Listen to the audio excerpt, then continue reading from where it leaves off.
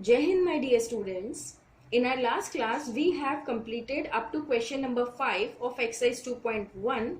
Today we are going to start with question number 6. So the question is, find the value of k in the following equations. Some equations are given and we have to find out the value of k. Okay, so the A part is 7 to the power minus 3 multiplied by 7 to the power 3k plus 2 is equal to 7 to the power 15 divided by 7 to the power 8. We have to find out the value of k. Okay, students, in these type of questions, what we'll do, we will solve LHS part and RHS part simultaneously. Okay, so we'll use some laws of exponents here also, and we'll use some laws here also, and we'll solve them, and then at last we'll observe what will be the value of k. So let's get started. The question is 7 to the power minus 3. This is the question. So which property will be used in the LHS part? Again, the base are same, the powers are different, and they are in multiplication, so we'll use this property. X to the power m into x to the power n equal to x to the power m plus n. Okay, this property will be used here. And again, in RHS part, base are same, powers are different, and they are in division. That means here this type of property will be used. Okay, now what we'll do, we will apply both the properties simultaneously. So here it will become 7 to the power minus 3 plus 3k plus 2.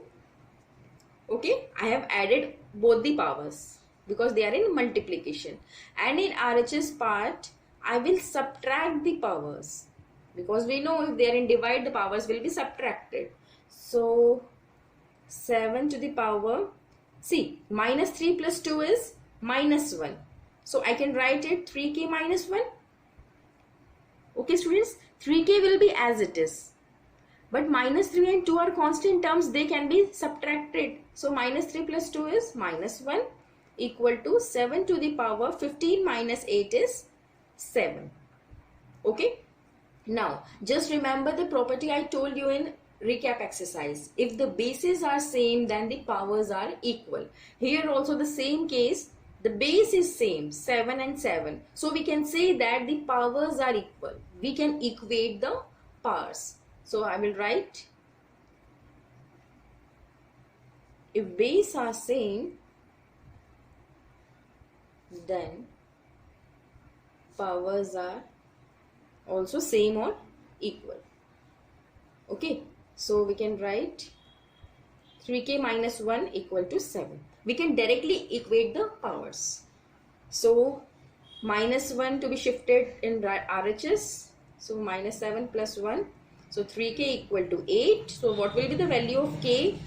3 will come in denominator. So the k is 8 by 3. Okay students. इसमें हमने क्या किया students, देखिए ये question था, इसमें दो property use हो रही थी. एक प्रॉपर्टी एलएचएस में, एक प्रॉपर्टी आरएचएस में. एलएचएस में मल्टीप्लाई वाली, आरएचएस में डिवाइड वाली. ठीक है, तो मल्टीप्लाई में हमने पावर्स को ऐड कर दिया, डिवाइड वाली में पावर्स को सब्ट्रैक्ट कर दिया. फिर हमने देखा कि दोनों तरफ बेस सेम आ रहे थे पर पावर डिफरेंट थी. ठीक है, तो एक प्रॉपर्टी मैंने आपको रिकैप एक्सरसाइज में बताई थी कि जब बेस सेम होते हैं तो हम पावर्स को डायरेक्टली इक्वेट कर सकते हैं. ठीक है, तो अब नेक्स्ट स्टेप से ये बेस लिखने की जरूरत नहीं है, सिर्फ ये ऊपर वाला जो लिखा हुआ है ना पावर्स में, डायरेक्ट आप उसे इक्वेट करिए. अब ये बन गया linear equation in one variable, तो we can shift minus 1 there. Minus 1 हमने आरएचएस में शिफ्ट करा, प्लस बन गया, 8 बन गया, और फिर 3 को डिवाइड में कर दिया, तो आंसर आ गया 8 by 3. Okay, now let's move on to B part. The B part is minus 5 by 11 to the power k plus 2 divided by minus 5 by 11 to the power minus 4k plus 5 is equal to minus 5 by 11 to the power 2k. Okay, this is in this question also we have to find out the value of k. So how we will find out? Just observe. देखिए RHS में तो यहाँ पर कुछ नहीं हो सकता क्योंकि ये अकेला ही नंबर है, इसके साथ कुछ भी नहीं है डिवाइड मल्टीप्लाई में. But in LHS part, we can use the same property of divide x to the power m divided by x to the power n equal to x to the power m minus n. ठीक है, तो हम powers को directly subtract कर सकते हैं. तो हम क्या लिखेंगे स्टूडेंट्स, -5/11. आप साइड में प्रॉपर्टी लिख देना जो यूज करिए. डायरेक्ट में पावर्स को सब्ट्रैक्ट कर रही हूँ. देखिए स्टूडेंट्स, अब हम सब्ट्रैक्ट करेंगे ना, तो ये तो मैंने फर्स्ट वाले की पावर लिख दी. अब जब सेकंड वाले की पावर लिखने जाऊंगी तो मुझे सब्ट्रैक्ट करना है. और आपको सब्ट्रैक्ट का एक रूल पता होना चाहिए कि जब भी हम दो चीजों को सब्ट्रैक्ट करते हैं तो हम ब्रैकेट यूज करते हैं. ठीक है, क्योंकि अंदर के साइन चेंज हो जाते हैं. तो विल यूज ब्रैकेट हियर. पहला नंबर तो मैंने एज इट इज लिखा, फिर माइनस साइन ये फॉर्मूले से आया, और जो दूसरी पावर है उसे मैंने ब्रैकेट में लिख लिया.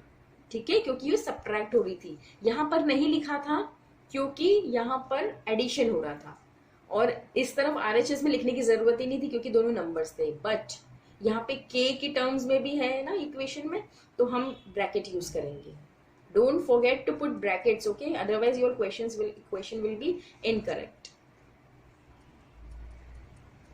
Okay, now we will open the bracket and change the sign. k plus 2 तो एज इट इज होगा, ये -4k बन जाएगा +4k, और ये +5 बन जाएगा -5. ओके, हमने माइनस साइन को अंदर मल्टीप्लाई कर दिया. अब देखिए क्या क्या चीजें ऐड हो सकती हैं. 4k और k दोनों लाइक टर्म है, तो they can be added. So 4k plus k will be 5k, and 2 - 5 can be subtracted, it will become -3. So हम लिख देते हैं यहाँ पे k plus 4k will be 5k, and -5 plus 2 will be -3. And in RHS will write it as it is. इसे हमने as it is लिख दिया. ठीक है students, again you will observe that the base are से equal then the powers are also equal. So we will equate this. पहले वाले की पावर लिख दी 5k - 3, और RHS वाले की पावर लिख दी विच इज 2k. ओके, अब सॉल्व कर लेते हैं. कैसे करेंगे, देखिए 2k को इधर ले जाइए, 3 को उधर ले जाइए. ठीक है, इससे क्या होगा, k के एक तरफ आ जाएंगे, मतलब कांस्टेंट एक तरफ और वेरिएबल एक तरफ. तो it will become 5k - 2k is equal to 3k. 5 - 2 is 3k equal to 3.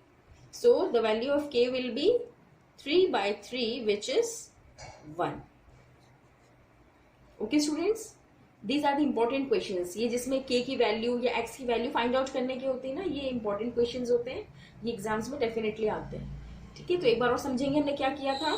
हमने LHS पार्ट में डिवाइड वाली प्रॉपर्टी यूज करी थी. डिवाइड वाली प्रॉपर्टी में जो पावर्स होती है वो डायरेक्टली सब्ट्रैक्ट हो सकती है. अब यहाँ पर हमने सब्ट्रैक्ट किया, but we have used bracket here. ठीक है, ब्रैकेट यूज करा, फिर जब ब्रैकेट ओपन करा तो साइन चेंज हो गए, और फिर लाइक टर्म्स को लाइक टर्म्स में ऐड करा, कांस्टेंट को कांस्टेंट में ऐड करा. फिर हमने ऑब्जर्व किया कि बेस सेम थे तो पावर्स इक्वल हो जाती है. तो हमने इसको और इसको इक्वेट कर दिया, और यहाँ से हमने k की वैल्यू फाइंड आउट कर दी. Okay students, now let's move on to question number 7.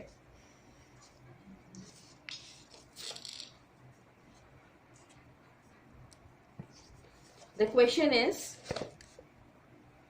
first we'll read the question.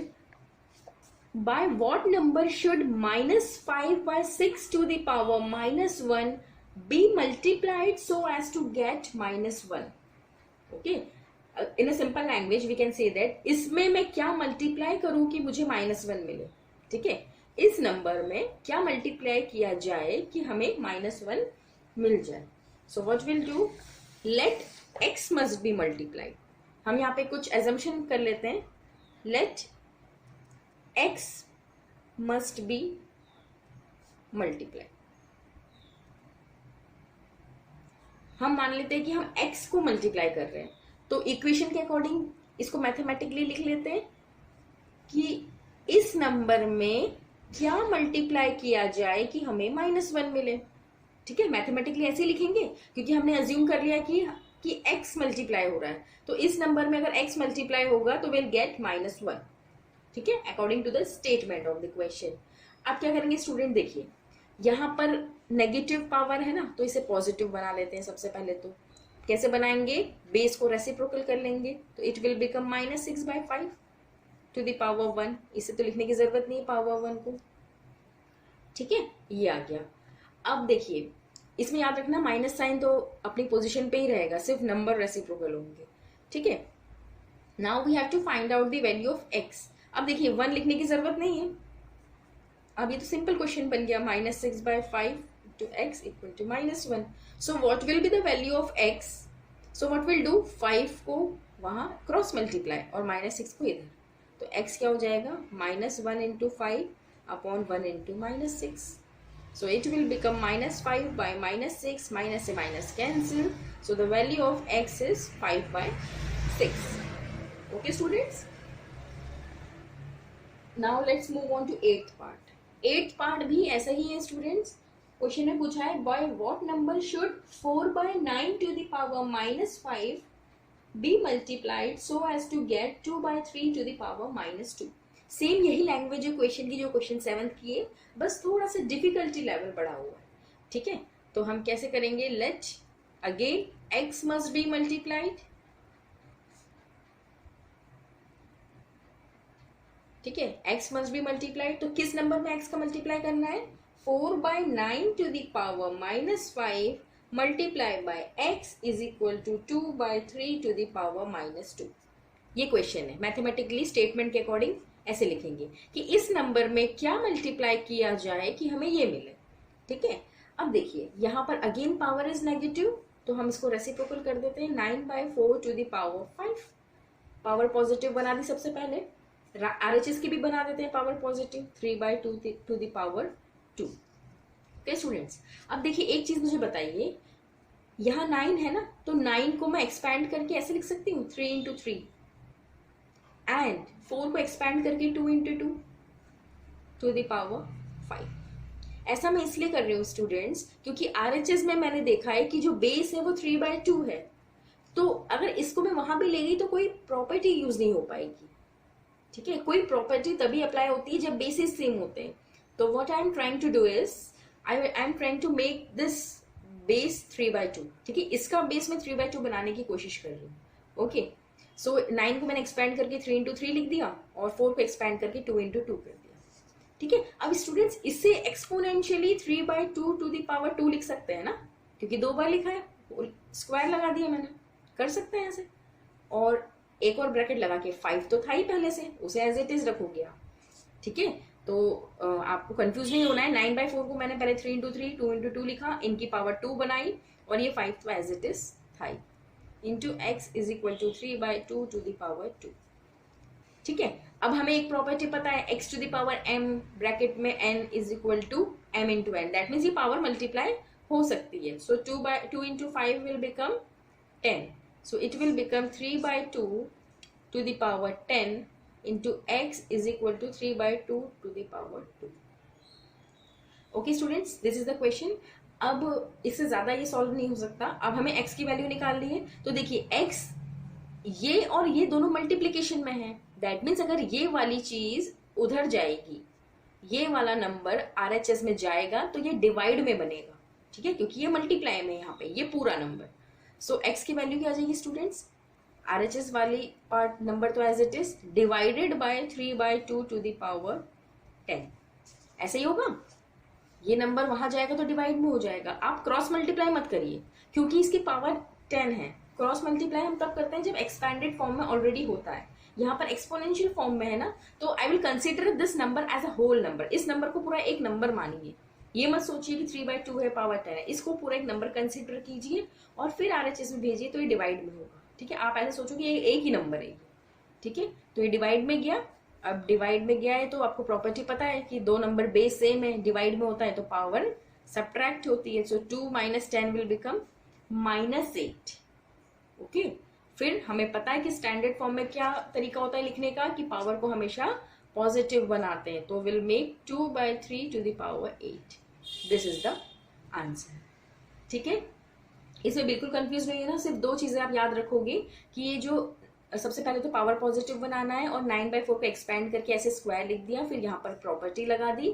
फिर याद रखना कि इस पूरे नंबर को वहां शिफ्ट करेंगे तो ये मल्टीप्लाई में तो पूरा के पूरा नंबर उठ के वहां डिवाइड में चला जाएगा.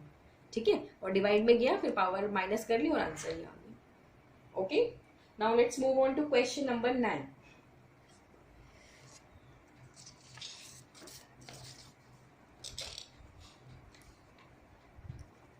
Question number 9 is simplify. We have to simplify 5 by 11 to the power 2 into 11 by 5 to the power 4 into 5 by 4 to the power 2. Okay students, this is the question. अब इसे हमें सिंप्लीफाई करना है. So how we will simplify this? पहले तो देख लो कि कोई बेस सेम हो रहा है कहीं का. किसी भी नंबर में 3 नंबर्स गिवन है, क्या तीनों में से किसी की भी बेस सेम है? No, bases are not same. But first और सेकंड नंबर को ध्यान से ऑब्जर्व करो, एक नंबर दूसरे का रेसिप्रोकल है. ठीक है, तो अगर ये 5 by 11 है, तो अगर ये भी 5 by 11 होता तो हम कुछ यहाँ प्लस कर सकते थे पावर्स को. ठीक है, तो हमें तो पता है रेसिप्रोकल करने का तरीका, हम पावर को नेगेटिव कर देते हैं. एक ही बात है ना. तो हम क्या करेंगे, पहला नंबर एज इट इज, दूसरे नंबर में 5 by 11 लिखेंगे, इसे पावर नेगेटिव हो जाएगी. ठीक है, मैंने उल्टा काम किया है स्टूडेंट्स. हम हमेशा नेगेटिव पावर को पॉजिटिव बनाते हैं तो अंदर वाले नंबर को रेसिप्रोकल करते हैं. इसी के वाइसे वर्सा, अगर मुझे जो बेस नंबर है उसे रेसिप्रोकल करना है तो पावर को तो नेगेटिव बनाना पड़ेगा. नेगेटिव मतलब ऑपोजिट बनाना पड़ेगा. अगर यहाँ नेगेटिव होता तो पावर पॉजिटिव बन जाती. ठीक है, एक ही बात है. आप इसी को कन्वर्ट करके देखो पॉजिटिव बना के, तो ये बन जाएगा 11 by 5 to the power 4. वही चीज आएगी. ठीक है, तो मैंने क्या किया, मैं ऐसा इसलिए कर रही हूँ क्योंकि बेस सेम बन जाएगी. ठीक है, क्योंकि यहाँ पे प्रॉपर्टी यूज हो जाएगी. थर्ड वाला number as it is, no change. अब देखिए यहाँ पे प्रॉपर्टी लग गई, तो हमें पता है we can add the powers. तो 2 minus 4, plus minus is minus.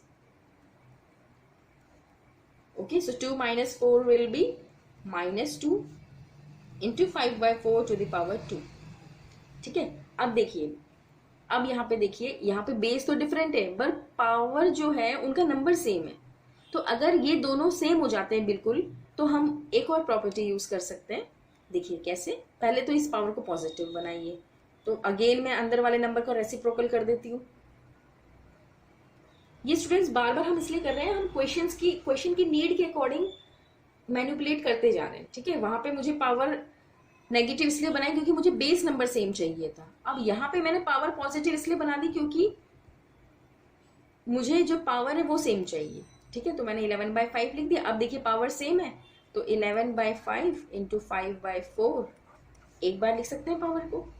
तो 5 से 5 कैंसिल, तो 11 by 4 का स्क्वायर. इसको एक्सपैंड कर लो क्योंकि सिंप्लीफाई करना है.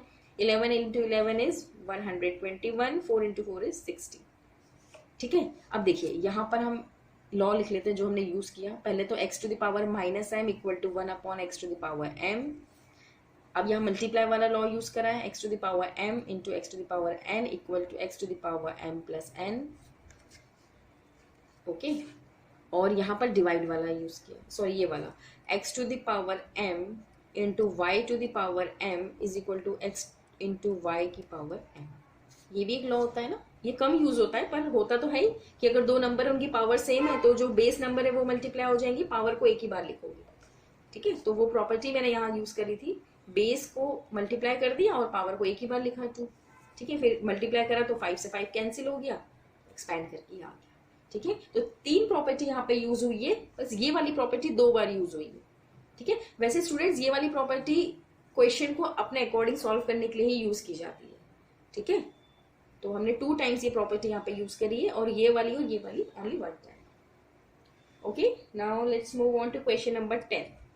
इन question number 10 students, for any non zero rational number p which of the following statements are true. हमें बताना है कि कौन सा स्टेटमेंट ट्रू होगा और कौन सा फॉल्स होगा. It's very easy. देखिए मैं शॉर्ट में लिख देती हूँ, p to the power x divided by p to the power y equal to p. हमें बताना है कि ये ट्रू है या फॉल्स है. अब ये तो हमें पता ही है कि बेस से में तो पावर माइनस होती है, तो p की पावर x माइनस वाई आ रहा है, तो ये तो p के इक्वल है ही नहीं. ठीक है, इसे सॉल्व करके RHS वाला पार्ट आना चाहिए ना, तो ये सॉल्व करके RHS तो आ ही नहीं रहा क्योंकि इसे सॉल्व करेंगे तो पावर सब्ट्रैक्ट हो जाएगी. So it will be false. ठीक है, आप इस क्वेश्चन में डायरेक्टली ट्रू फॉल्स नहीं लिखेंगे, पहले सॉल्व करके बताएंगे फिर लिखेंगे ट्रू आया फॉल्स आया. Okay, the second one is p to the power -2x into p to the power -y is equal to p to the power -2x -y. ठीक है, ये मल्टीप्लाई में देखिए बेस सेम है तो पावर को हम डायरेक्टली प्लस कर सकते हैं. तो हम कैसे लिखेंगे स्टूडेंट्स इसे, p to the power -2x minus y. अब देखिए ये आ गया से सॉल्व करके, क्योंकि बेस में पावर को ऐड कर दिया, तो -2x plus of minus y, तो प्लस माइनस माइनस हो जाएगा, तो RHS में यही आ गया। That means it is true, second वाला ट्रू है। ठीक है, now C part, the C part is p to the power x to the power minus y is equal to 1 upon p to the power xy। क्या ये बराबर है? देखिए यहाँ पर पहले तो वो प्रॉपर्टी यूज करिए ब्रैकेट वाली, x into y minus y will be, ये बन जाएगा p की पावर माइनस एक्स वाई। अब इसकी पावर पॉजिटिव बनाने के लिए we can write it p to the power x y. यही RHS में दिया है स्टूडेंट्स, RHS में यही है, तो that means again it is true. And the last one तो ओरली हो जाएगा। क्वेश्चन देखिए क्या लिखा हुआ है, p to the power x to the power 0 is equal to p to the power 0। तो ये कैसे करेंगे, देखिए LHS में x ये ब्रैकेट है, तो x into 0 will be 0, so p to the power 0, और यही RHS में है, that means again it is true. So only first one was false, जो a पार्ट है ओनली दिस इज फॉल्स, बाकी सब ट्रू है। ठीक है, so students here comes to the end of this chapter. ये चैप्टर हमारा फिनिश हो गया है, अब हम नेक्स्ट क्लास में नया चैप्टर स्टार्ट करेंगे। ओके, टिल देन आप क्या करोगे, सारी पूरी कॉपी अपनी फेयर कॉपी कंप्लीट करोगे up to chapter number 2। PT1 के सारे कंप्लीट होने के बाद आप चैप्टर नंबर 2 फिनिश करेंगे। Okay, that's all for today, have a good day.